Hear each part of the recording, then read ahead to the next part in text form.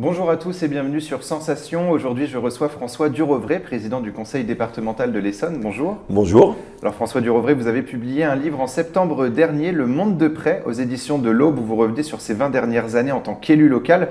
Vous dressez un bilan sur la santé, la justice, l'éducation ou encore la gestion de la crise et l'écologie. Et en novembre 2020, le Journal du Dimanche publie un article sur vous et sur votre souhait de donner une visibilité et une importance plus forte au département périphérique à Paris. Vous avez d'ailleurs déclaré, je cite, « Nous contribuons fortement à la richesse de la capitale. Chaque jour, 200 000 Essonniens vont travailler à Paris et à la Défense, mais nous sommes les oubliés par l'État et confrontés à l'égoïsme parisien, le parent pauvre de la première région d'Europe. » Qu'est-ce qui vous a donné ce sentiment finalement d'être abandonné par l'État ? L'Essonne est un département extraordinaire. On pèse d'abord 2% de la population, 1 300 000 habitants. Par comparaison, c'est la même population qu'un pays d'Europe comme l'Estonie. Nous avons la chance d'avoir les plus grandes écoles, les plus grandes universités, d'avoir de très grandes entreprises. Nous avons la chance d'avoir un cadre, un patrimoine naturel et historique assez exceptionnel. Et je fais le constat en tant que président de département tous les jours que nous sommes une vraie richesse pour la région d'Île-de-France. Et dans le même temps, je constate, et ce n'est pas uniquement ce gouvernement, et d'ailleurs ce n'est pas seulement l'État, qu'il y a une forme de concentration sur Paris, mais c'est vrai de toutes les métropoles françaises, et qu'on a parfois tendance à oublier ce qui se situe à la périphérie. Donc quand je parle de l'Essonne, ce que je dis sur l'Essonne vaut également pour la Seine-et-Marne, le Val d'Oise et sans doute en partie pour les Yvelines. Mais quand vous voyez que nous avons 2 fois moins de policiers par habitant qu'à Paris, quand vous voyez qu'il y a 40 hôpitaux universitaires sur Paris et la Petite Couronne et qu'il n'y en a pas un seul en Grande Couronne, quand vous voyez qu'il y a moins d'enseignants par élève dans notre département, alors qu'à Paris, alors qu'il devrait y en avoir davantage, puisque nous avons des petits villages avec des petites classes. Quand vous regardez tous les indicateurs, vous vous dites que nous ne sommes pas traités à notre juste valeur. Donc je ne suis pas là pour faire Calimero, je ne suis pas là pour dire ça va pas et on est oublié, etc. Je suis avant tout là pour dire à tous les acteurs, politiques, administratifs, économiques, pensez à l'Essonne, pensez à la Grande Couronne, parce que d'abord c'est des territoires où il y a beaucoup de gens, où la vie n'est pas toujours facile, mais ce sont des territoires où on peut faire énormément de choses et qui ont un très beau potentiel. Vous évoquez plusieurs points qui vous sont importants, à commencer par la mobilité automobile et les places de stationnement à Paris. Lors de sa campagne à la mairie de Paris, Anne Hidalgo a fait la promesse de supprimer des places de stationnement. 50% des places de stationnement devraient disparaître d'ici 2026. La maire de Paris veut également réduire au maximum la circulation des voitures dans la capitale. Quelles seraient les conséquences pour les citoyens essonniens si finalement les voitures n'ont plus le droit de circuler à Paris ? Cette proposition, comme d'ailleurs celle de fermeture des berges, c'est le type même de décision égoïste et démago. Elle ne résout pas le problème des déplacements en Île-de-France, ni évidemment le problème des déplacements des habitants de Grande Couronne.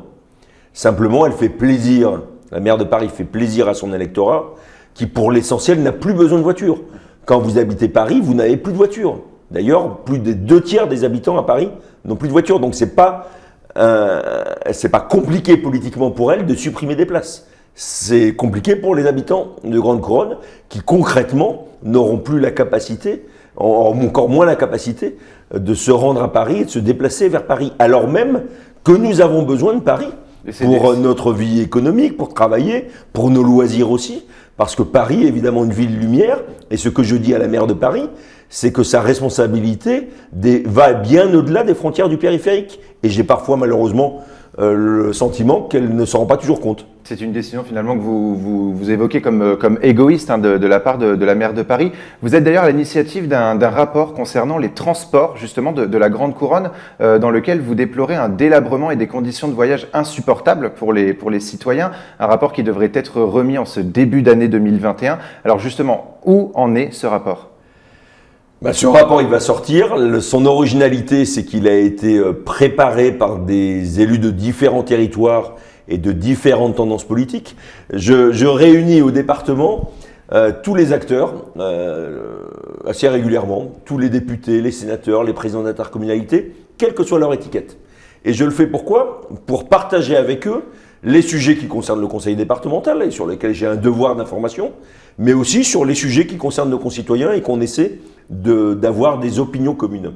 Et évidemment, la question des transports revient très régulièrement dans ces échanges. Et c'est un sénateur, Olivier Léonard, qui n'est pas de ma sensibilité politique, mais qui dit il faut qu'on se mette au travail et qu'on essaie d'avoir une position commune. Et je lui ai proposé donc de prendre la plume et de rédiger ce rapport qui va sortir au début du mois de février, au moment où justement il va y avoir des débats au niveau national avec la loi 4D, la nouvelle loi de décentralisation, tout simplement pour qu'on pose la question des déplacements en grande couronne, avec un constat qui est de dire que la région, depuis quelques années, a fait beaucoup d'efforts pour moderniser les RER. Les gens ne le voient pas encore, mais les décisions sont prises, pour développer les lignes de bus. Mais nous souffrons en grande couronne de l'incapacité de l'État à entretenir son réseau ferré, parce que les RER, ils circulent sur des voies ferrées qui appartiennent à l'État, routiers, puisque les autoroutes en Île-de-France sont la propriété de l'État et que le réseau aujourd'hui ne permet pas un déplacement de nos concitoyens. Et Valérie Pécresse, l'actuelle présidente de la région Île-de-France, développe un plan bus qui permettrait de réduire le temps de trajet. Dans le même temps, vous proposez un plan de rénovation des autoroutes et des grands axes routiers afin d'y implanter des lignes de bus express. Pour permettre cette rénovation, vous proposez de réduire la largeur des voies de 3,5 à 3 mètres, ce qui aurait pour conséquence un abaissement de la limitation de vitesse de 110 km/h à 90 voire 70 km/h. Est-ce que vous pensez que c'est raisonnable justement? Est-ce que vous pensez que les citoyens vont accepter justement cet abaissement de la vitesse?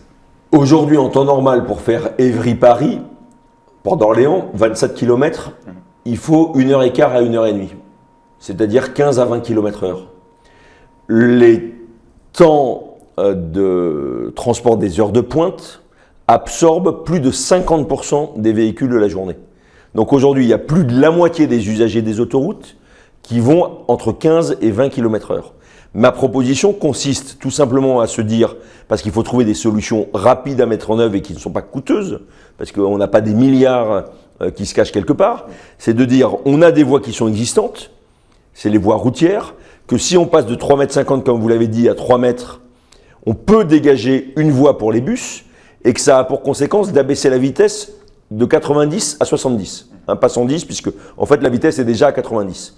Donc à 70 km/h. Et moi je peux vous mettre un billet que l'écrasante majorité des usagers qui aujourd'hui empruntent ces autoroutes aux heures de pointe aimeraient pouvoir circuler à 70 km/h. Et sur Twitter, beaucoup de citoyens ont applaudi justement votre coup de gueule, hein, on peut l'appeler comme ça, face à ces départements périphériques oubliés de l'État et de la région Île-de-France.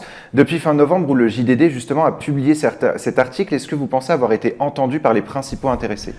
Non, nous sommes qu'au début d'une longue marche. Quand je dis non, il y a un intérêt. Et c'est ça qui est important.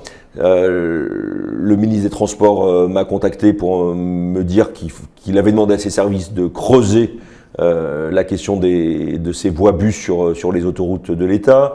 Je discute avec des grands patrons d'entreprises comme la RATP, comme la SNCF, comme des entreprises de transport par bus, même des concessionnaires autoroutiers, Vinci et les autres, qui disent mais c'est la bonne solution pour des territoires comme les vôtres. Ce qu'il faut, c'est que on ait des lignes de bus de façon très régulière, et ça existe d'ailleurs en Essonne, entre Dourdan et Massy, et on voit que ça marche. Et donc des lignes de bus qui passent très régulièrement, où on a l'assurance de proposer une vitesse commerciale, c'est-à-dire 1 heure de départ, 1 heure d'arrivée, avec des temps de parcours qui sont plus courts et qui sont sécurisés, et de le faire tout simplement en créant quelques gares, alors pas tous les 400 mètres, mais sans doute tous les 3-4 km à chaque échangeur autoroutier. Et on peut l'imaginer très bien sur un département comme l'Essonne, d'avoir des parkings de 200, 300, 400 places qui permettent aux automobilistes de se rendre vers l'autoroute et là d'abandonner leur voiture pour prendre un bus qui les conduit soit aux portes de Paris, soit sur les futures lignes du Grand Paris Express aussi, qui vont changer la vie des Essonniens. Ça sera de toute façon un projet qui sera d'abord en pourparlers avant d'être mis en place. Merci beaucoup François Durovray d'avoir été avec nous sur Sensation. Je rappelle le titre de votre livre, c'est Le Monde de près aux éditions de l'Aube. Et pour revoir ou réécouter cette émission, rendez-vous sur notre site et application Radio Sensation.